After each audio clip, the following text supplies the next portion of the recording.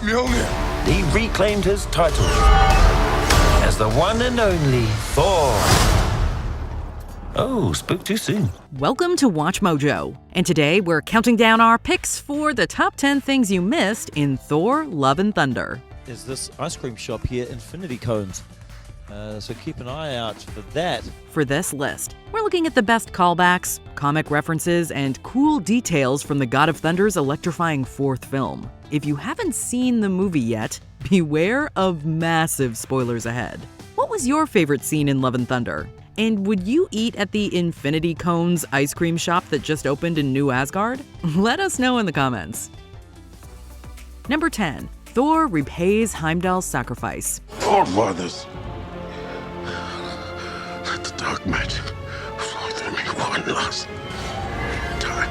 When Thanos attacked Thor's ship, it looked like the Mad Titan would eliminate every single hero on board. But Heimdall defied the big bad by using the last of his powers to send Hulk to safety. Unfortunately, Thanos slayed the Asgardian for this noble act. That was a mistake.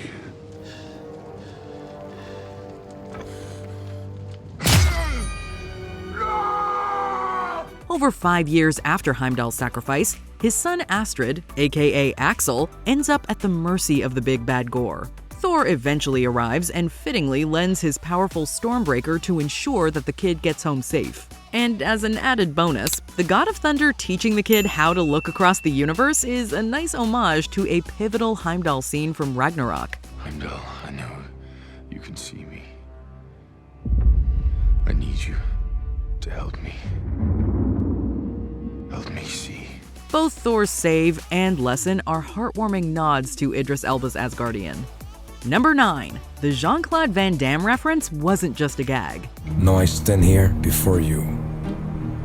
What you see is a body crafted to perfection. While Thor is single-handedly dominating a battle, he stops two ships from reaching him by doing a ridiculous mid-air split.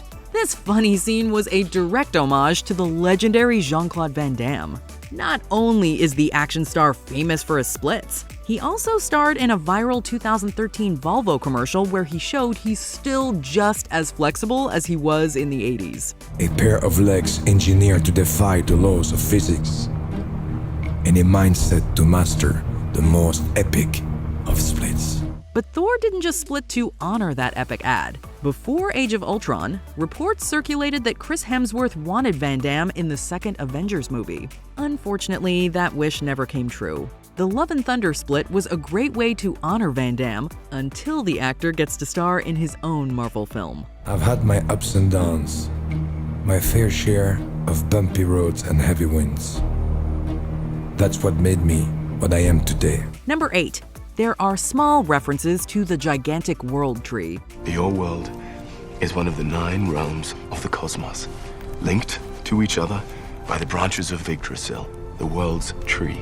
Asgardians like Thor are taught that the 9 realms of the universe are all connected by visualizing that each one sits on a different branch of a cosmic tree nicknamed Yggdrasil.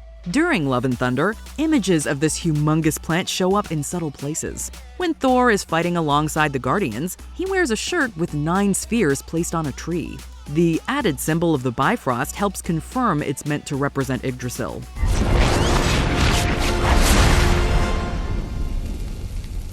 That man has no regard for lawn maintenance. This plant symbolism also comes back in the climactic final battle. When Thor lends his power to children from Asgard and beyond, his lightning spreads like the branches of a tree. This imagery could symbolize how New Asgard has become a home for people from all 9 realms. We can rebuild this place.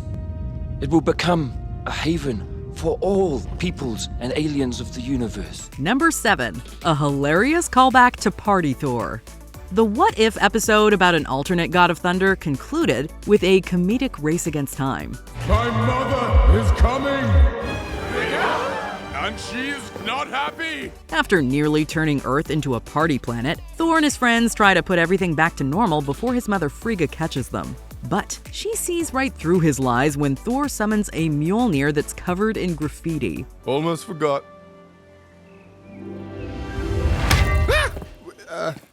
Mother, I can explain. This mirrors the fate of the hammer at the end of Love and Thunder. Right before Thor goes into battle, he finds that his adopted daughter has decorated Mjolnir with her own artwork. We're unsure if her additions will come off the hammer as easily as the graffiti did in What If. But getting decorated by a child is definitely not the worst thing to happen to Mjolnir. Darling, you have no idea what's possible.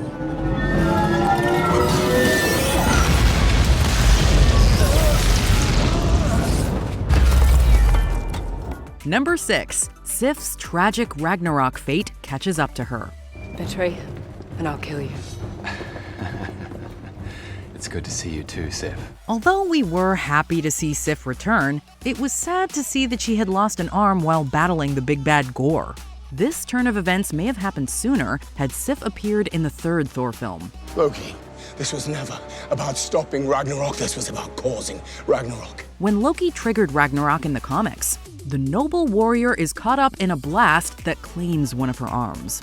Not only does Sif survive, but she charges right back into battle soon after the incident. It's unclear if this dark series of events would have played out the same had she appeared in the cinematic Ragnarok.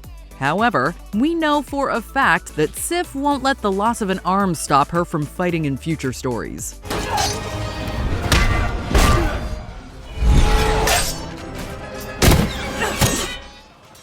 You're welcome. Number 5. Jane parodies a scene from Interstellar. Dr. Jane Foster decides to take her mind off her chemotherapy by explaining some of the science behind how Thor gets around the universe so quickly. Look, the lensing around these edges is characteristic of an Einstein-Rosen bridge. A what? She demonstrates the act of traveling from one spot in the universe to another by poking a large hole in a page within a fellow patient's book. While his reaction to Jane's careless paper destruction is played for laughs, a similar scene was taken more seriously in Interstellar. When main character Cooper is about to reach a wormhole, a fellow scientist pokes a hole through paper to break the science down. So a wormhole bends space like this, so you can take a shortcut through a higher dimension. Jane confirms her scene was a parody by telling the patient to watch Interstellar. Her interaction was the latest in a series of great MCU movie references. Damn you, Stark. Point Break. Welcome, Point Break. Number 4. The Space Dolphins reference a wild comic event.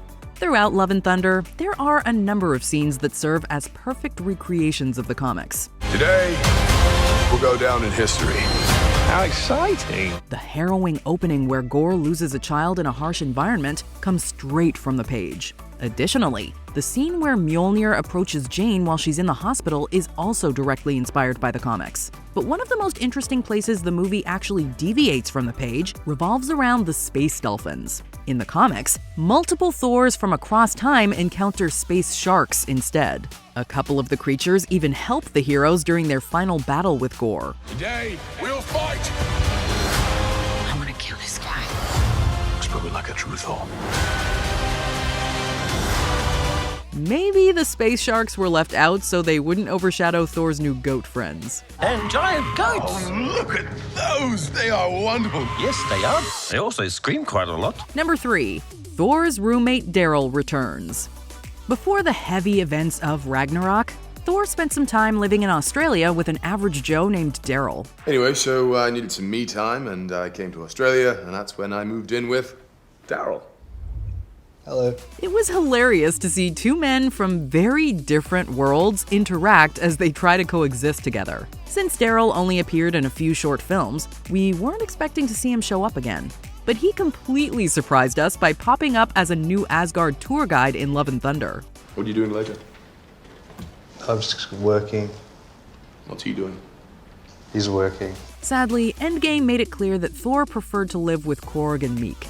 We're still holding out hope that Daryl and the God of Thunder will have a proper roommate reunion. And it would be me and Daryl. Just us, right, D? Yep. Number 2. Love and Thunder features tons of Hemsworths. Seeing Luke Hemsworth reprise his role as a fake Thor in Love and Thunder was ridiculously fun. I will tell Father what you did here today. I didn't do it for him. I didn't do it for him. It turns out that he was just one of many members of the family to make an appearance. When Korg is talking about Thor's past, Tristan Hemsworth plays the young God of Thunder. The actor's brother Sasha also stars as an Asgardian child. To complete the hat trick of Hemsworth kids, his daughter India Rose plays Thor's adopted child. India did recently get something her brothers didn't, though: extra time with Daddy. And if that wasn't enough for you, the God of Thunder's real-life wife, Elsa Pataki, stars as the wolf woman the Asgardian hooked up with. This heavy family presence could be foreshadowing that Liam Hemsworth will pop up next to Thor next. No, I'd get 5 miles. I'd go that way. I have Prim, and you have your brothers. They can come too. Before we continue, be sure to subscribe to our channel and ring the bell to get notified about our latest videos. You have the option to be notified for occasional videos or all of them. If you're on your phone, make sure you go into your settings and switch on notifications. Number 1. A series of divine cameos. Let's see who you are. I take off your disguise. And flick! Although Zeus hogged the spotlight when Thor arrived in Omnipotent City, there were plenty of other deities and cosmic beings to get excited about. Within the crowd, eagle-eyed viewers could see the Wakandan goddess Bast. There's also a dragon that looks suspiciously similar to the Great Protector. And as Thor is leaving, he streaks right by a couple of Celestials. The most exciting divine being that was introduced was Brett Goldstein's Hercules. It was real fun watching you out there today. You know, the boys really respond to you. It doesn't surprise me, though. You've had a heck of a career. Thank you. Based on the actor's performance in Ted Lasso, he'll be perfect as an intimidating tough guy. Overall, many of the gods and deities in Omnipotent City were great nods to MCU history. But we are thrilled to see where Hercules and other divine beings might pop up next. Let's everyone take a deep breath. I don't mean to interrupt, whatever this is, but I've come to find the Avengers. Did you enjoy this video? Check out these other clips from WatchMojo, and be sure to subscribe and ring the bell to be notified about our latest videos.